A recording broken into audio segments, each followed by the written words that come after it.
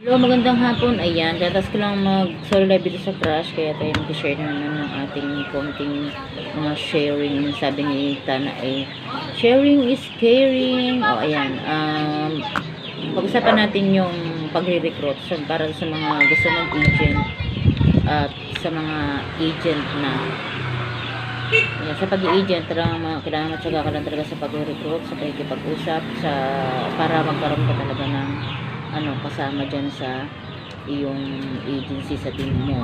So ako ang ginagawa ko, i-share ko lang yung aking konting tips sa kung paano ako nakaka-recruit. Ako nagpa-panel ako. Sa panel, makikita mo naman doon yung mga 0 level pa sa Crush ay automatic yan. Kapag wala pang hindi pa lagpas ng 1 week yung kanilang account ay marirecruit mo yan. I-invite mo sila guys, add host mo sila.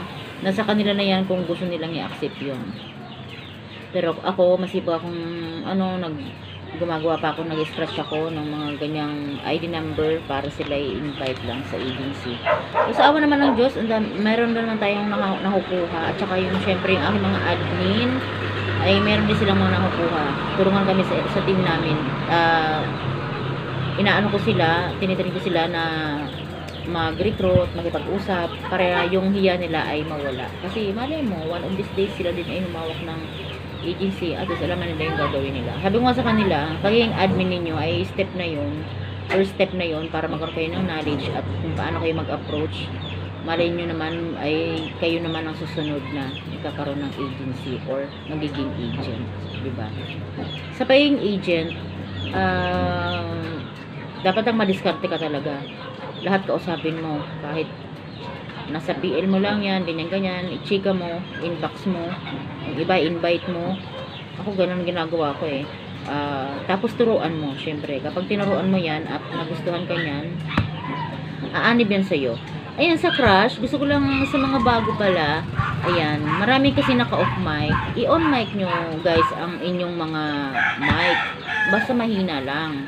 Kasi hindi aandar ang oras ninyo kapag naka-off yung mic ninyo. So, yun. Yun ang ano ko sa mga bago. Nakakaawa naman kayo, ang tagal-tagal na sa PL, hindi umandar yung oras ninyo. So, i-on ninyo yung mic ninyo guys, para umandar yung oras ninyo. Hinaan nyo lang, huwag naman masyadong maingay, kasi pare tayo nakakadisturbo sa mga kasama natin sa PL. Kasi yung iba, pag nadidisturbo, ay talagang kinikik kayo. So, yun din ang dahilan ba't kayo nakikik. Kaya, hinaan nyo lang ng konting-konti lang, basta naka-on lang, okay na siya. Konting volume lang, okay na. Ganyan kasi ang ginagawa ko. At saka pag tapos na akong nagpapapanel, at saka sa live ko, ay inihinaan ko talaga yung mic ko. So, ganun. Tapos, sa sahod naman, parang pupo din, 100,000. Tapos, ang bilis lang na guys. Pag nilink mo siya sa sa Gcash, ay 3 minutes nandyan na. Kaya, pero kailangan din natin, kapag, mag-RC tayo, bawin nyo rin naman yun guys.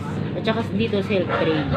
Kailangan pag ay, di ba sa pupo, nagtitrade ka doon para makuha mo yung pangalawang oras mo na 800. Kailangan mo mag-trade ng 1.5 para makuha mo yung 800 sa pangalawang oras mo. So, dito, kailangan mo mag-RC. Ang RC naman ay 1,000 coins ay pwede na. So, parang nasa 9 pesos lang yun. Tsaka kung gusto ninyong ng legit coin sealer ay nandyan naman si Ma'am Ravishing. Yan po ang natin sa agency para sa mga RC.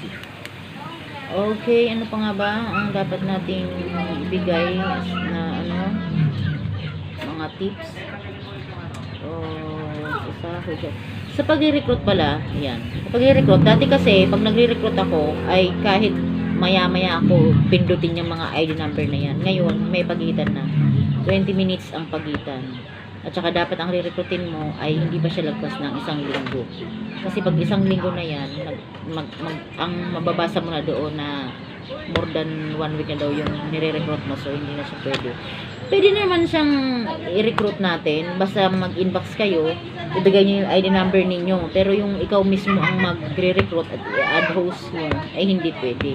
Kailangan 1 week lang. Less than 1 week. Parang ganun. Pag sumobra na siya ng 1 linggo, hindi na siya pwede. So, sikap lang. Sikagan nyo para marami kayo ma-recruit. Sa awa naman ng Diyos, dumadami na tayo. Sa mga gustong sumali, ayan ang bilis ng oras. Sa aking account ay 29885757. Sa utol ko naman ay 304982135. O sa kuko naman sa anak ko ay 4437108. Maraming salamat sa sumali sa akin kay Sis May. Ang dami niyang na-recruit sa akin sa kuko. Alos 4 o 5 ata yun.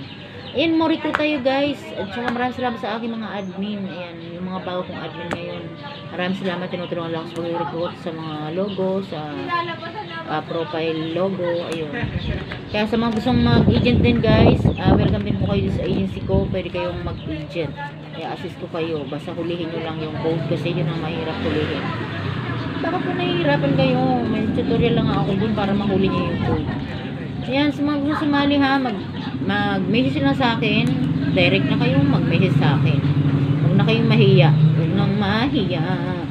Welcome kayo dito sa akin at access ko kayo. Kami ay masikasong agency, hindi po kami pabaya. Kahit itanong niyo po sa mga recruit namin. Thank you, bye-bye. Salamat po.